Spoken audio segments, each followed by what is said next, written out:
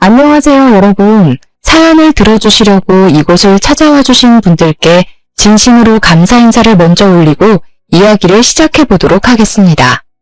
저는 지금 30대 후반을 향해 달려가고 있는 결혼까지 한 유부녀로 저에게 벌어지게 된 어처구니 없는 일에 대해 이야기를 하고 싶어 이곳을 찾아오게 되었습니다.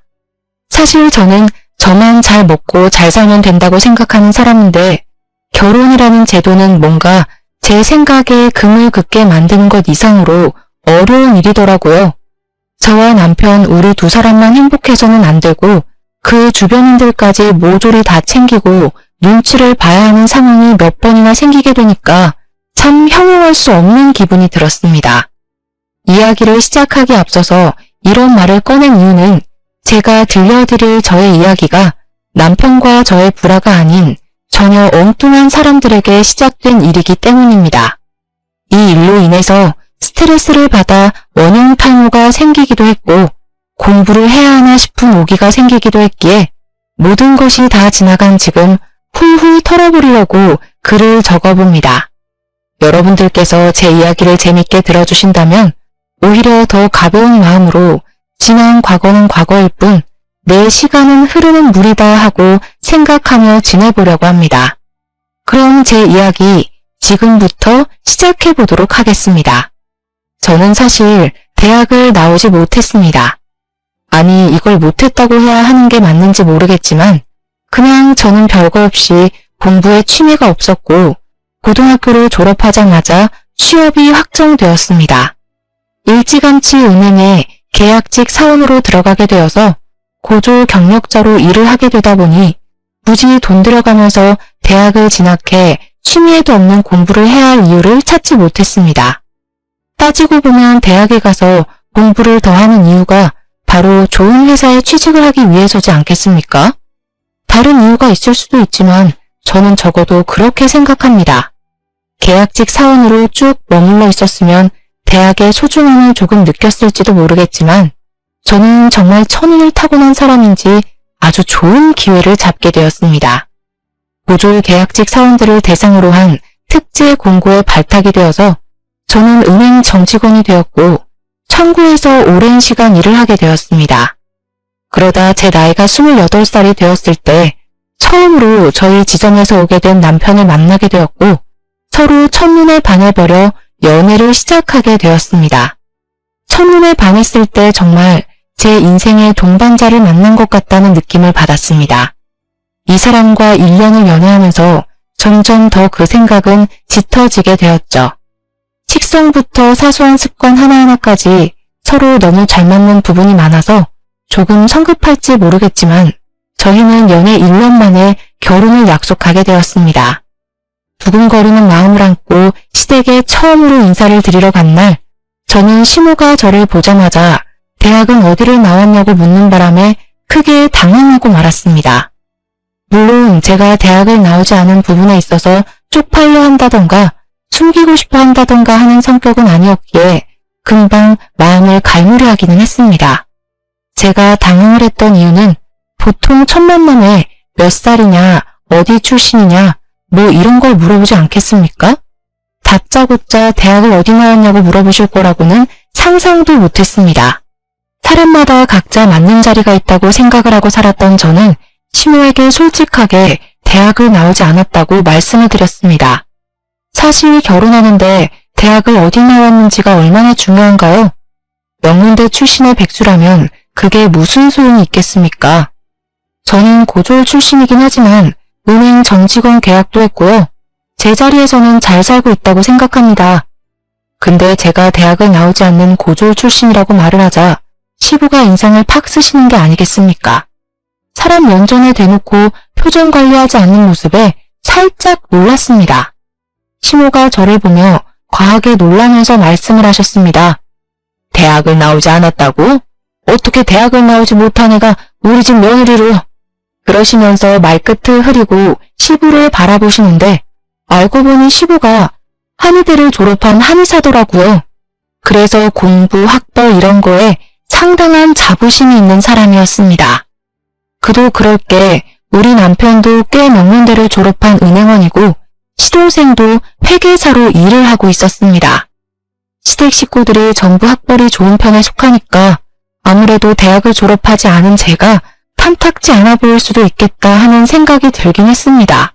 시모는 그 이후에도 쉬지 않고 저에게 대학을 나오지 않은 것에 대한 질문을 쏟아내기 시작했습니다. 누가 보면 미리 질문지라도 준비할 줄 알았겠어요. 대학은 왜 안 나온 게야? 공부를 못했던 거야? 아니면 집에 돈이 없었던 거야? 아니에요, 어머님. 저는 그냥 고등학교를 졸업하자마자 은행에서 계약직으로. 뭐야? 계약직? 지금 계약직으로 일을 하고 있다는 소리야? 말이 끝나지도 않았는데 제 말을 잘라먹더니 너무 큰 소리로 계약직인 게 사실이냐고 남편을 한번 째려보고 저를 또 한번 보시고 하더라고요. 제 말을 끝까지 들어주셨더라면 이런 오해가 쌓이지도 않을 텐데 중간에 말을 잘라먹고는 저에게 해명 한번 해봐라 하는 태도로 일관하는 시부모가 참 경우 없게 느껴졌습니다. 아니요, 저 지금 정직원이 맞고요. 아니 엄마, 보졸이면 어떻고 계약직이면 어때서 자꾸 잡아먹을 듯이 말을 하세요? 엄마는 고등학교 졸업장도 없잖아. 중퇴잖아, 중퇴. 학벌 가지고 뭐라고 물어뜯을 생각하지 말고 지금 어떻게 사는지 어떤 성품인지를 먼저 보시란 말입니다. 어떻게 어른이 되어서는 젊은 세대보다 보는 눈 없는 사람처럼 행동을 하세요? 저는 남편의 말에 솔직히 황당스러움을 느꼈습니다. 시모는 고등학교 졸업도 나중에 따로 검정고시를 봐서 인정받았다고 하더라고요. 본인도 학력이 그렇게 좋은 편이 아니면서 저한테 학력 가지고 한 소리 한 게 억울하게 느껴질 정도로 기분이 많이 상했습니다. 제 표정이 살짝 굳어지자 시모는 당황해하면서 본인의 변명을 하기 시작했습니다. 우리 때에는 여자가 공부는 무슨 공부냐 하면서 돈 벌어오는 게 당연하던 시대였다. 중졸로 사는 게 당연한 거였다. 이 말이야. 대학은커녕 고등학교에 진학하는 것도 사치였는데 요즘 시대는 그게 말이나 되는 소리니? 유학까지 턱턱 다녀오는 마당에. 그때부터 저는 시모의 말이 가소롭게 들리기 시작해서 아무 대꾸도 하지 않고 그냥 흘려듣고 있었습니다. 제가 별 반응이 없자 시모는 제가 자기를 무시한 거라고 생각이 들었는지 발끈하며 저를 계속 공격하듯이 말을 하시더라고요. 그래도 대학을 안 나온 건 좀 그렇구나. 지금 자기 자리에서 일만 잘하면 되는 거 아닐까요? 대학이 뭐가 중요하겠어요. 대학 나온다고 집안 살림 잘하는 건 아니잖아요. 제가 한마디 하자 시부모 둘 다 꿀먹은 벙어리가 되어서 괜히 헛기침만 하면서 식사를 하시더라고요. 어색했던 만남이 무색할 만큼 시간이 빠르게 흘러 저와 남편은 결혼을 하고 신혼생활을 만끽하고 있었는데 시작과 동시에 자꾸 시모가 저를 불러내기 시작했습니다. 저에게 말도 안 되는 시집살이를 시키곤 했는데 남편이 겉절이를 좋아하니까 매번 겉절이를 묻혀서 내놓으라고 강요를 하기도 했고요. 밥 먹는 시간만 되면 전화가 와서는 반찬을 뭘 먹냐고 저와 남편에게 대놓고 물어보면서 잔소리를 하기도 하셨습니다. 하루는 일이 바빠 배달 음식이라고 시켜 먹게 되면 어떻게 몸에도 안 좋은 환경 호르몬이 가득한 배달 음식을 시켜 먹을 수 있냐며 집에서 신부 수업도 안 받냐고 잔소리를 하셨고요. 비법 양념을 알려줄 테니까 시댁에 와서 요리를 배워가라고 하셨고 시골에서 과일 좋은 게 올라왔으니 과일 한번 깎아보라고 눈에 쌍심지를 켜고 지켜보기도 하셨습니다. 저에게 대학을 나오지 못했으니까 살림살이를 빨리 배울 수나 있을지 걱정이 된다면서 대학 타령을 하루 종일 하시는 게 아니겠습니까? 아니 대학에서 요리하는 법, 과일 깎는 법, 세탁기 돌리는 법이라도 알려준다는 건지 뭔지 하도 저한테 잔소리를 해대니까 저도 스트레스를 받긴 했는데 저보다 저희 남편이 더 스트레스를 받는 건지 있는 대로 신경질을 내면서 시모를 말려주었습니다. 그런데 그거 아시죠? 평생 키운 아들이 엄마 편 안 들고 마누라 편 들으면 엄청 서운하다고 우리 시모는 남편이 제 편을 드는 게 서운했었나 보더라고요. 계속해서 저만 보면 가만히 내버려 두질 못하고 이리 시켜먹고 저리 시켜먹고 악순환의 반복이었습니다. 하루는 대학 타령하는 시모에게 제가 결국 참지 못하고 한마디 하고 말았습니다. 어머님, 경력이 중요한 거 아니겠어요? 그게 무슨 말이니? 어머님도 대학 안 나오셨는데 살림 잘하시잖아요. 이게 바로 경력이라는 거죠. 너 지금 나 무시하니? 제가 어머님을 왜 무시해요? 칭찬한 건데. 저랑 어머님이랑 둘 다 고졸이니까 저도 어머님처럼 잘하겠죠. 시모의 얼굴이 불그락푸르락해졌지만 대학을 가지고 더 말을 하지 못하고 부들부들거리고 있었습니다. 솔직히 저도 시모랑 유치하게 싸우고 싶은 마음은 전혀 없었는데 자꾸 학벌 가지고 한 소리 하니까 저도 더 이상 참을 수가 없더라고요. 그 이후에도 남편이랑 주말에 같이 시댁에 가면 한의사라는 부심이 있는 시부가 제 학벌을 가지고 한 소리 하고 싶어 하는 게 눈에 빤히 보였습니다. 하지만 저도 한 성격 하는지라 지지 않고 맞서기 시작했더니 저한테 대놓고는 말을 못하시고 시모한테 잔소리를 하시더라고요. 시모랑 저랑 같이 장을 보고 왔는데 물건값 계산이 잘못돼서 시모에게 다시 갔다 와야겠다고 말했더니 시모가 저를 나무라셨습니다. 너는 은행식이나 다니는 애가 이런 걸 똑바로 챙겼어야지. 옆에서 멀뚱멀뚱 서 있기만 하니까 이런 실수가 생기는 것 아니니? 대학을 안 나와서 그런가 댐이 부족한가 보지. 어찌된 게 부부 사이의 사이가 아주 돈독하네. 둘 다 고졸이라 그런가? 그런 식으로 한의대 출신이라고 본인 스스로를 추켜 세우는데 솔직히 나이고 뭐고 저게 뭐하는 짓인지 아주 꼴불견이었습니다. 저는 결혼한 지 몇 개월 되지 않아 시댁에 가는 발길을 서서히 끊으려고 준비를 했습니다. 아무리 남편이 제 편을 들어준다고 해도 시부모는 끄덕도 하지 않고 저를 고졸 출신 은행원이라며 무시하기 바빴거든요. 물론 저도 그런 시부모에게 타격을 받는다거나 제 스스로 무너진다거나 하지는 않았지만 매일 바뀌지 않는 레퍼토리에 익숙해질 필요도 없으니 시댁에 방문하기를 꺼려했습니다.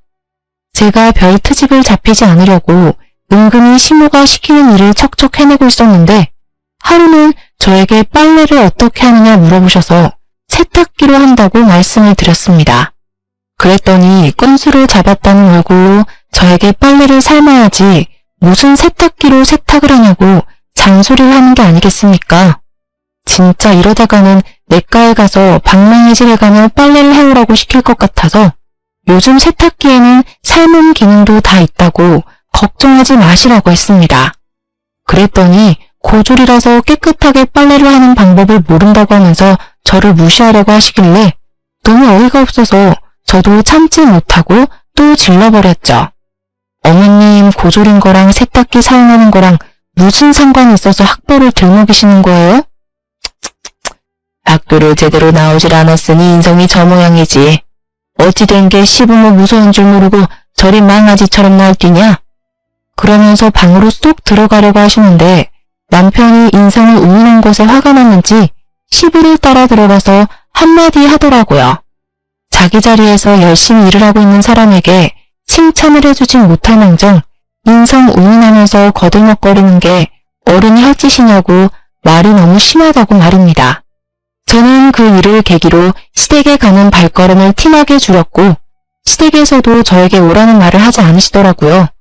하지만 방문만 하지 않은 것이지 시모는 틈만 나면 저에게 전화를 해서 본인이 얼마나 멋진 엄마였는지를 자랑하기 시작하셨습니다. 시부는 한의학을 전공했으니 공부부심을 충분히 부릴 수 있다고 100번 양보해서 생각을 할 수 있었습니다. 남편도 명문대 출신 은행원이고 시동생도 회계사니까요. 시부의 머리를 물려받았다고 생각할 수도 있는 부분이긴 한데 자부심은 시모가 100배는 더 부리고 있었습니다. 본인 아들들을 이 자리까지 키워놓은 게 다 자기가 쉴 틈 없이 내조를 해서 그런 거라며 저에게 고졸 출신이라 연봉도 적은 거 아니냐, 집에서 애나 키우고 살림이나 하라고 잔소리를 하셨습니다.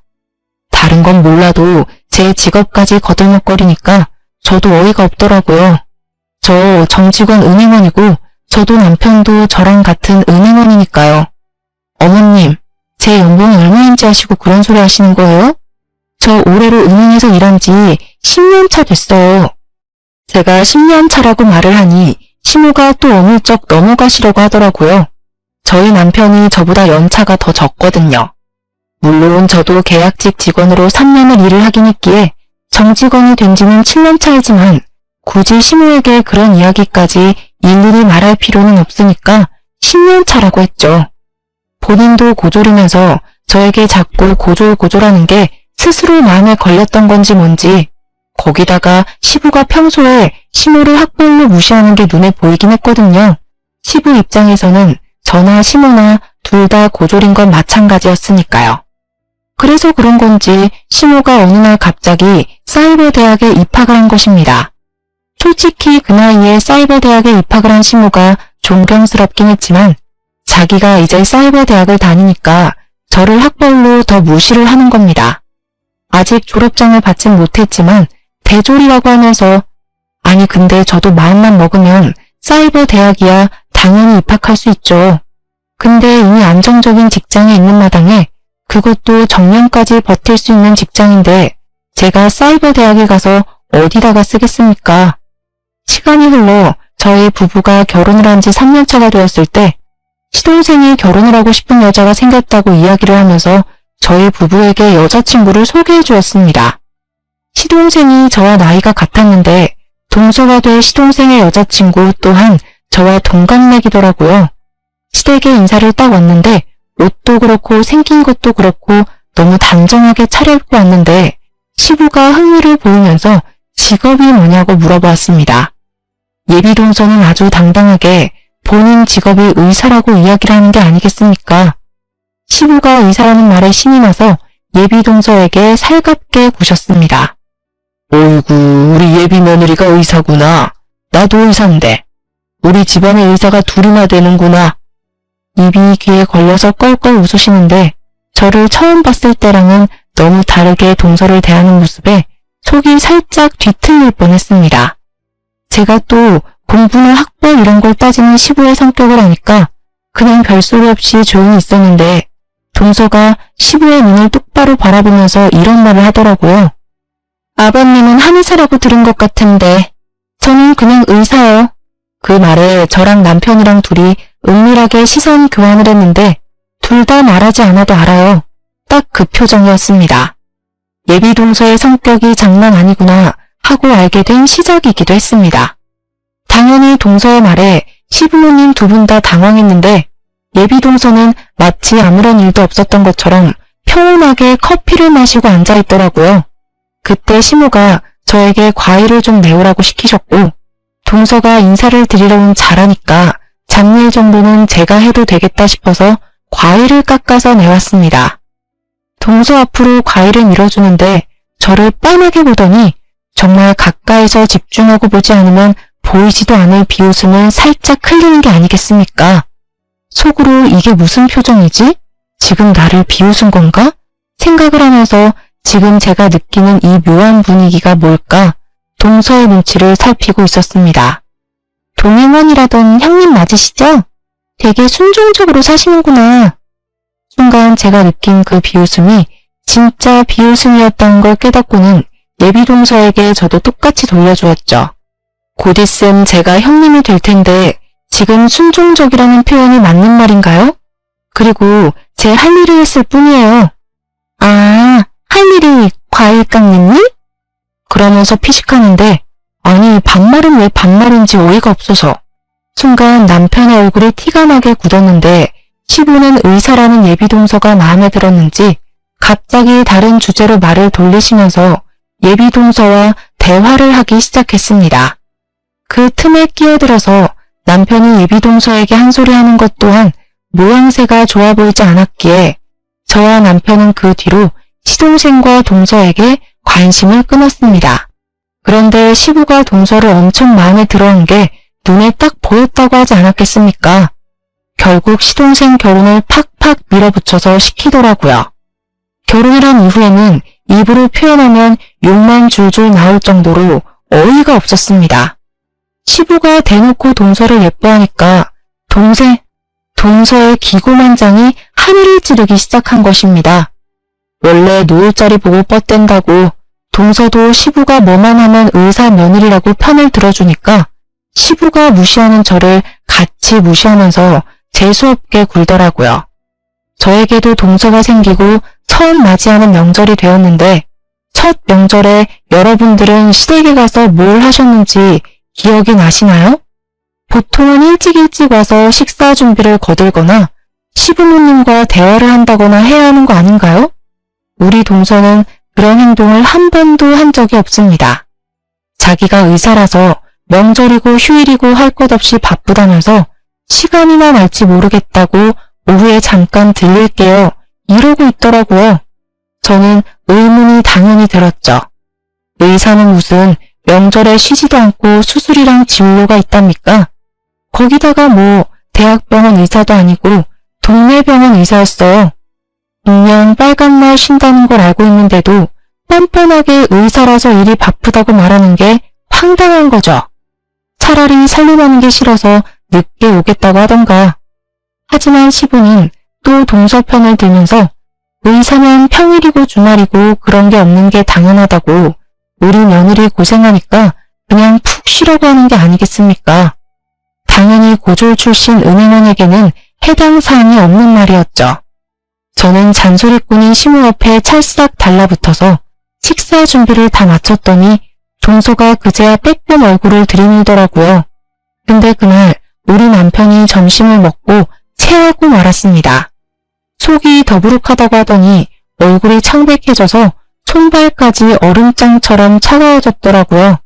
제가 놀래서 남편의 손발을 주무르고 시부가 한약으로 된 소화제와 손을 따주겠다면서 침을 들고 나와 남편의 손을 따주었습니다. 남편의 손에서 검붉은 피가 줄줄 흘러나오는 것을 보더니 동서가 기겁을 하는 게 아니겠습니까? 정말 한 글자도 틀리지 않고 이렇게 말을 하더라고요. 아니, 미개하게 왜 바늘로 손을 따는 거예요? 위장약 먹으면 금방 소화가 될 텐데 민간요법이니 뭐니 하면서 침 놓는 거 정말 이해가 안 되네요. 아니, 시부한테 어떻게 미개하다는 표현을 쓸 수가 있습니까? 시부는 자기 귀로 들은 게 맞냐는 표정으로 동서를 바라보고 시모 표정도 완전히 썩어 들어갔습니다. 그것뿐이라면 사실 동서에 대한 이야기를 이렇게 줄줄이 늘릴 필요도 없죠. 동서는 바쁘다면서 명절이고 시부모 생신이고 뭐고 집안일에 도움이 되는 일은 한 적이 없습니다. 얼굴을 비추는 것도 모든 상이 다 차려진 다음에 마치 자기가 주인공인 것 마냥 뒤늦게 도착해서 말뿐인 사과를 건넬 뿐이었습니다. 제가 몇 번을 넘어갔지만 더 이상은 봐주면 안 되겠냐는 생각에 동서를 붙잡고 이야기를 했습니다. 아무리 그래도 명절이랑 시부모 생신 때는 제때 나타났으면 좋겠다고 말입니다. 형님, 손윗사람만 유세를 떨고 싶긴 한가 봐? 나 박간이라는 사람이야. 의사라고 의사. 남들이 어떻게든 며느리 붙잡고 싶어하는 사람이 바로 나라고. 동서가 의사인 건 잘 알지. 의사고 나부랭이고 뭐고 집안 행사에 늦지 말라는 게 어려워? 의사가 뭐 병원에서 진료만 보고 쉬는 줄 알아? 내가 바빠서 이런 시간도 겨우 내는 건데 앞으로 이 시간도 내면 안 되겠다. 제가 동서를 붙잡고 이야기를 하고 있었는데 뒤에서 시모가 이야기를 듣고 있었나 봐요. 어이가 없다는 듯이 허하고 헛기침을 내뱉자 동서가 시모한테 가르치듯이 어머님, 엿들이시면 안 되죠. 하는 게 아니겠습니까? 제가 동서한테 아무리 나이가 같다고 하지만 제가 손윗사람이니 반말은 하지 말았으면 좋겠다고 했더니 저에게 인상을 쓰면서 이게 말로만 듣던 시집살이냐고 묻더라고요. 누가 들으면 정말 제가 일방적으로 괴롭혔다고 생각하겠더라고요. 그 뒤로 동서는 2년이라는 시간이 흐르는 동안 집안 행사에 참여하다기보다 돈으로 해결을 하려고 했습니다. 시부가 한의사로 오래 일을 했고 한의원 운영이 잘 돼서 돈이 부족한 살림은 아니었단 말입니다. 그런데도 당당하게 동서는 돈봉투를 들이밀더라고요. 동서도 의사니까 얼마나 용돈을 드리는지 궁금하기도 하고 해서 슬쩍 시모한테 물어봤는데 올해도 참석 못해요 라고 당당하게 말을 하면서 용돈 액수는 10만원, 20만원 들어있는 게 끝이라고 흉을 보시더라고요. 생신날에도 고작 10만원 넣어서 줬대요 글쎄. 시부모가 오죽하면 그 돈봉투를 돌려주면서 차라리 제때 와서 일을 하고 거들었으면 좋겠다고 했더니 동서가 자기는 의사라 바빠서 안 된다고 딱 잘라 말하더래요. 시부가 열이 받아서 나도 의사야 했더니 동서가 깔깔 웃으면서 양약이랑 한약이랑 같냐고 되묻는 바람에 시부 넋이 완전히 빠졌다고 했습니다. 저는 진짜 동서에게 다른 의미로 박수를 쳐주고 싶었어요. 머리에 꽃을 꽂은 년이 따로 없지 않겠습니까? 그렇게 점점 막장으로 치닫는 시댁과의 관계가 6년째 이어지고 있었던 어느 날, 저는 30 중반이 되었고 남편과 고민 끝에 임신 계획을 세우고 임신에 성공을 하게 되었습니다. 사실 결혼 6년 차에 아이를 가지게 되었으니 많이 늦기도 했고 시댁에서도 아이를 정말 오랜 시간 기다려 오셨거든요. 바로 이야기를 할까 말까 고민을 하긴 했지만 아직 안정기에 접어들지 않았으니 초기 단계에는 비밀로 하는 게 오히려 좋겠다는 생각이 들었습니다. 그런데 때마침 시부모님이 저와 남편을 불러서는 왜 임신 소식이 없는 거냐고 서로 몸에 이상이라도 있는 거 아니냐고 물어보셨습니다. 그런데 타이밍도 기가 막히게 그날 저녁에 동서가 평소에 절대로 먼저 방문하지 않는 시댁에 방문을 해서는 의기양양하게 임신 소식을 전하는 게 아니겠습니까? 저를 바라보면서 마치 일부러 안쓰럽다는 식으로 이야기를 하는데 딱 봐도 저에게 자랑을 하고 싶어서 안달난 사람처럼 굴었습니다. 형님네가 아직 아이 소식이 없는 걸 봐서는 좀 문제가 있으신 게 아닌가 싶기도 한데 저희라도 빨리 아이를 가져야 하지 않겠어요? 아, 형님 다음 주 토요일에 혹시 무슨 일 있으세요? 제가 그날 출근을 해야 돼서 이삿짐 들어오는 걸 봐줄 사람이 없거든요. 저희가 아이도 생기고 해서 큰 집으로 이사 가기로 했어요. 지금 동서 이사하는데 나한테 이삿짐 들어오는 걸 감시하라는 이야기야? 다 들어놓고 뭘 자꾸 물어보세요. 형님 좋다는 게 뭐예요? 와서 좀 도와주세요. 입주 청소도 좀 해주시고요. 어차피 할 일 없으시잖아요. 제가 너무 기가 막혀서 동서를 때려봤더니 갑자기 뭔가 깨달은 것 같은 표정을 지으면서 피식 웃는 게 아니겠습니까? 아, 제가 수고비 드릴게요. 섭섭치 않게. 그러더니 지갑에서 5만원짜리 2장을 꺼내서 제 손에 쥐어주는 게 아니겠습니까? 제가 5만원짜리 2장을 가만히 보고만 있으니 동서가 웃으면서 뭐 하냐고 받으라고 하더라고요. 그 순간 진짜 이성이 끊어지는 소리가 뚝 하고 들리면서 눈이 확 돌더라고요. 제가 동서 하면서 부르는데 남편이 정말 열이 엄청 받았는지 시동생의 멱살을 잡고 주먹을 날려버렸습니다. 시부모도 시동생도 동서도 다 놀라서 남편을 쳐다보더라고요. 야, 학벌 좋은 의사는 뭐해? 인성이 쓰레기인데. 어디서 저런 여자를 마누라랍시고 데리고 다녀? 입주 청소가 뭐가 어쩌고 어째? 5만원짜리 2장 가지고 지금 무슨 생색을 내는 거야? 세상 물정 너무 모르네. 아주버님, 아무리 그래도 저희 남편 얼굴에 주먹질한 거 사과하셔야 할 거예요. 와, 진짜 뚫린 입이라고 아무 말이나 하네.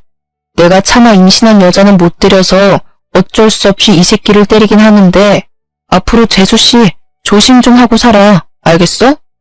너네 밑에서 자랄 애들 인성이 벌써부터 눈에 훤하다. 저는 남편이 저 대신에 시동생에게 주먹질을 해줘서 너무나도 고마웠습니다. 안 그랬으면 제가 임신을 한 몸으로 임산부의 빵을 때릴 뻔했지 뭐예요. 남편은 멍하니 있는 시부모께도 경고를 하듯이 이야기를 했습니다. 앞으로 이런 걸로 스트레스 줄 거면 2번 다시는 찾아오지 않겠다고 말입니다. 동서는 시동생의 얼굴을 이리저리 살피면서도 저에게는 끝까지 사과를 하지 않고 모른 척하면서 저희가 집에 가는 걸 지켜만 보고 있더라고요. 그 뒤로 남편은 정말 작정이라도 한 사람처럼 저에게 시댁의 연락도 받지 않고 갈 생각도 하지 말라고 동서에게 사과를 받기 전까지는 아무것도 하지 말라고 했습니다. 저는 임신 7개월이 될 때까지 시댁에 아무런 연락도 하지 않은 채 지냈고 친정에서는 그 사실을 다 아시고는 2배로 저를 더 챙겨주시려고 하셨습니다. 친정 부모님께서 저에게 육아용품을 선물해주고 싶다고 하셔서 같이 큰 컨벤션 홀에서 육아용품이 죄다 모아파는 박람회에 참석하게 되었습니다. 거기서 이거저거 신기한 육아용품의 신세계를 맛보며 구경하고 싸게 살 수 있는 상품들을 충동 구매도 하는 시간을 보내고 있었습니다. 그런데 옆으로 낯이 익은 사람이 쓱 지나가는 게 아니겠습니까? 제가 잘못 봤나 싶어서 슬쩍 다시 시선을 돌렸는데 아무리 봐도 저희 동서가 거기 있더라고요. 제가 계속 힐끔힐끔 쳐다보고 있으니 저희 친정어머니께서 아는 사람이냐고 물어보셨고 우리 동서 같다고 마지막 소식이 임신했다는 것이었는데 여기 온 것 같다고 했습니다. 저희 어머니께서는 아무리 그때 좋지 않게 마무리가 되었다고 해도 인사는 해야 하는 거 아니냐고 하시더라고요. 하지만 워낙 사람이 많고 시끄럽기도 하고 하니까 동서는 제가 근처에 왔다는 것을 꿈에도 모르고 있었습니다. 거기다가 동서는 물론 시댁에서도 제가 임신을 했다는 걸 모르고 있었기 때문에 그 장소에 제가 앉을 거라고는 상상도 못한 거죠. 그리고 저는 여기서 아주 이상한 상황을 목격하게 되었습니다. 글쎄, 동서 옆에 웬 모르는 남자 하나가 있지 않겠습니까? 처음에는 멀리서 보고 시동생인 줄 알았는데 아니더라고요. 시동생 체형과 완전 다른 처음 보는 남자와 같이 있더라고요. 근데 둘이 팔짱을 꼭 끼고 있는 겁니다. 저는 몇 번이나 눈을 비벼서 확인했고 친정어머니께서는 결혼식 날 보고 보지 못했던 시동생의 얼굴이 가물가물한지 사돈총각 맞냐고 물어보시더라고요. 저는 멍한 얼굴로 친정어머니께 우리 시동생이 아니라고 처음 보는 사람이라고 말을 했더니 저만큼 화들짝 놀라시는 게 아니겠습니까? 둘이 무슨 연인 사이인 것 마냥 다정하게 육아용품을 보고 남자가 계산도 해주고 하길래 저는 놀래서 일단 사진을 찍어 두었습니다. 저랑 동서가 비슷한 시기에 임신을 해서 그런지 막달 출산 예정일까지도 며칠 차이가 나지 않게 접하게 되었는데 2주일 정도 차이가 있었습니다. 임신 막달이 되어서야 남편이 시댁에 제가 출산을 앞두고 있다는 소식을 전했고 시부모님은 아닌 척하면서도 손주 성별이 뭔지 건강한지 궁금해하셨습니다. 그런데 동서가 예상보다 훨씬 일찍 진통이 왔고 저도 같이 진통이 오는 바람에 같은 날 병원에 가서 출산을 하게 되었습니다. 정말 운명의 장난이죠. 같은 날 손주들이 태어나게 되었는데 제가 2시간 일찍 낳게 되는 바람에 시부모님이 제 병원에 먼저 찾아가서 인사를 하시고는 동선에 출산했다는 말에 달려가셨습니다. 그런데 동서가 어떻게 자기가 진통을 겪고 출산에 임박했는데 형님 병원에 먼저 갈 수 있냐고 서운하다고 시부모한테 짜증을 냈다는 게 아니겠습니까? 그 소식을 전해 듣고는 정말 어이가 없었지만 이미 벌어진 일인데 이제 와서 뭐 어쩌겠냐 싶어서 동서의 말을 무시하고 저는 몸조리에 힘을 썼습니다. 둘 다 조리원까지 잘 다녀와서는 시부 생신이 코앞이라 신생아들을 데리고 시댁에서 식사를 하기로 약속한 뒤 모이게 되었는데 거의 8개월 만에 찾아가니 어색하더라고요. 시부모님도 어색한지 저에게 수고했다고 말은 해주시는데 은근히 제 눈치를 보시는 것 같고 분위기가 미지근한 와중에 동서가 그러는 거예요. 형님은 매번 저에게 밀리기만 하시더니 애는 몇 시간 일찍 나와서 다행이네요. 이런 거라도 이겨야지. 장남의 첫 딸인데. 제가 어이가 없어서 동서를 바라보는데 남편이 옆에서 콧구멍을 벌렁벌렁 거리더라고요. 또 사달이 날 것 같아서 남편의 손을 꼭 잡았습니다. 오늘 아이 낳고 처음으로 찾아온 시댁인데 괜한 분란만 일으키고 싶은 마음은 없었거든요.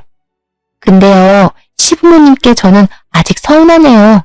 저도 아들 낳았고 형님네는 딸 낳았는데 당연히 저한테 먼저 오셨어야 하는 거 아닌가요? 딸이고 아들이고 무슨 의미가 있다고 그래. 의미가 없긴 왜 없어요? 대를 잇는 게 누군지가 중요한 거죠. 형님 어떡해요? 떡하니 아들을 낳았어야 했는데 아무짝에도 쓸모없는 딸을 낳았네. 도대체 그 말에 화를 내지 않을 엄마가 어디 있겠습니까? 그렇게 따지면 동서도 저도 시모도 전부 누군가의 딸 아닌가요? 제가 너무 열이 받아서 남편보다 한 발 먼저 동서의 대갈통을 빡소리가 날 정도로 크게 후려갈겼습니다. 동서가 형님 하면서 저에게 소리를 지르는데 제 손이 얼얼할 정도로 때려서 그런가 동서 눈에 눈물이 와글와글 고이더라고요. 저는 더 이상 이 아나무인한 동서의 행태를 봐줄 수 없다는 생각에 열이 받아서 육아 박람회에서 찍었던 사진을 동서에게 들이밀었습니다. 동서, 이 남자 누구야? 동서가 낳은 아들이 우리 시동생 아이는 맞아? 지금 저 미행하셨어요? 와, 형님 진짜 무서운 사람이네. 미행? 내가 왜 동서를 미행해? 나도 우연히 갔다가 본 거야. 아주 둘이 팔짱 끼고 육아용품 계산도 해주고 장난 아니게 기쁜 사이 같아 보이던데? 그 말이 끝나기 무섭게 시동생이 무슨 소리를 하는 거냐고 하더니 제 휴대폰을 빼앗듯이 가져가서 사진을 하나하나 확인을 해보는 거 있죠. 그러면서 동서 얼굴이 새빨갛게 달아오르더라고요. 시동생이 아는 사람인 건지 뭔지 아직도 이러고 있는 거냐고 소리를 지르는데 동서가 아니라고 오해라면서 당황한 채 시동생에게 변명을 하는 게 아니겠습니까? 형님 정말 소름 돋는 사람이야. 이거 전부 조작된 거야. 이 배경 우그러진 거 여기 티나지 않아? 이거 포토샵으로 조작한 거라니까. 포토샵으로 조작은 무슨. 나 그런 프로그램 다룰 줄도 모르는 사람이거든. 내 눈으로 똑똑히 봤어. 우리 친정 부모님까지 함께.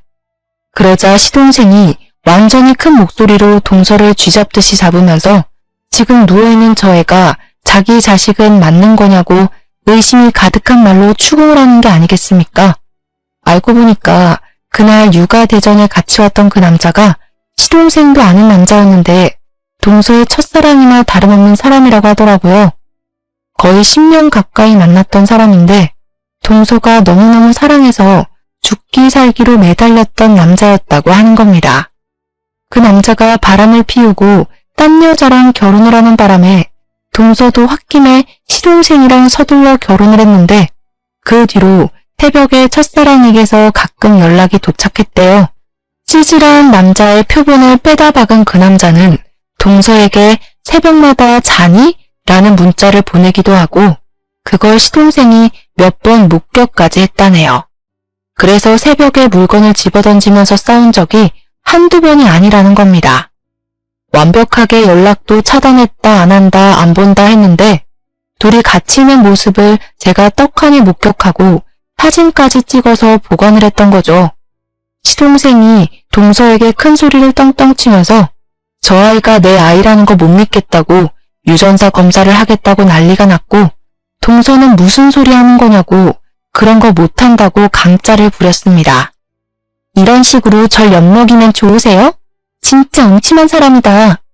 동서가 말을 하는 순간 시동생이 열이 받았는지 동서의 뺨을 갈기더라고요. 뺨을 맞은 동서는 충격을 받아 아무 말도 하지 못하고 멍하니 서 있었습니다. 네가 더 문제 있는 사람이야. 아주 보자 하니까. 유전자 검사 진행할 테니까 그런 줄 알아.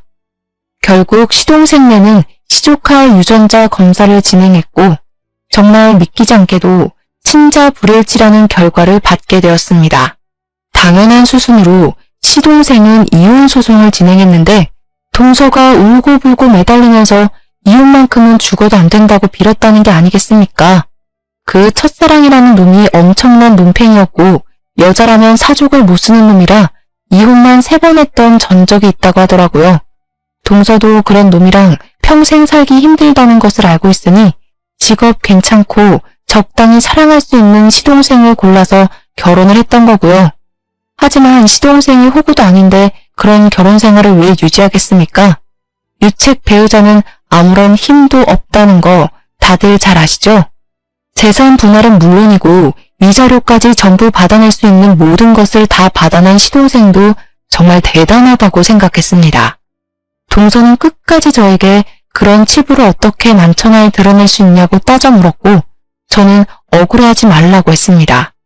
어이가 없네? 동서. 아니 이제 동서도 아니지. 그러게 왜 바람을 피우고 그래? 그 뒤로 저에게 가끔 번호 없는 메시지로 저주를 퍼붓는 문자를 보내는 동서에게 화가 나고 그동안 당했던 일들이 새록새록 떠오르더라고요. 분풀이라도 제대로 해야겠다 싶어서 동선의 병원이 있는 동네 맘카페에 장문의 글을 작성해서 올렸습니다. CC병원 여의사 김땡땡은 보아라 하는 제목으로 불륜을 저지르고도 뻔뻔하게 남의 자식 뱃속에서 키우면서 가족들을 기만했던 사실을 고발하는 글을 올렸습니다. 거기다가 환자들을 돈으로만 생각하고 친절은 어디다 갖다 버린 건지 부도덕한 짓을 한두 번 한 게 아니지 않냐고 반성하라고 말입니다. 당연히 동서는 동네 병원 페이닥터로 있던 그 자리마저 잃게 되었고 다른 동네 병원으로 옮겼다는 소식을 듣게 되었습니다. 이대로 복수를 접을 수 없지 않겠습니까? 저는 또 옮긴 병원 동네에 있는 맘카페에다가 똑같은 글을 또 올려버렸습니다. 동서가 병원을 옮겼다는 소식을 들을 때마다 어떻게든 그 지역 카페를 찾아서 글을 올렸습니다. 나중에 동서가 저에게 잘못했다고 이제는 더 이상 취직할 병원도 없다면서 울면서 전화를 했더라고요. 제가 그동안 못된 짓을 해서 벌 받는다는 거 잘 알겠는데요. 이제 그만 멈춰주세요. 근데 제가 굳이 남이 된 그 여자의 사정을 봐줘야 할 이유가 있겠습니까? 앞으로 내 분이 풀릴 때까지 조금만 더 참아봐.